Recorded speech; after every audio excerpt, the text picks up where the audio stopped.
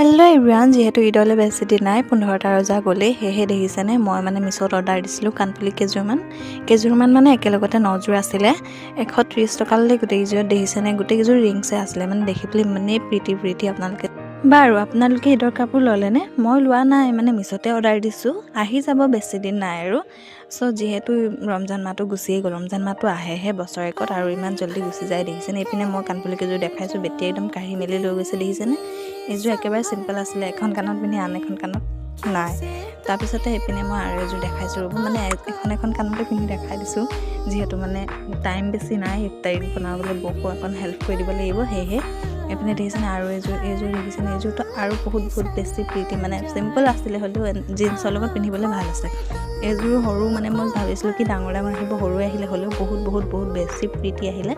আপোনালোকেও ল'ব পাৰে, মিছ'তে ওলাই থাকে 130 টকালৈ, বহুত কম প্ৰাইচতে পাই গ'লোঁ কিনি। এইপিনে এইযোৰ অকণমান ডাঙৰ আছিলে, এইযোৰ অকণ ষ্টাইলটো বেলেগ। এইযোৰ মই এখন কাণতে পিন্ধি দেখাই দিছোঁ, বেটিয়ে ইমানেই কাৰাকাৰী কৰি আছে যেন পিন্ধোতেও অকণমান খেলি মেলি হৈ গৈছে।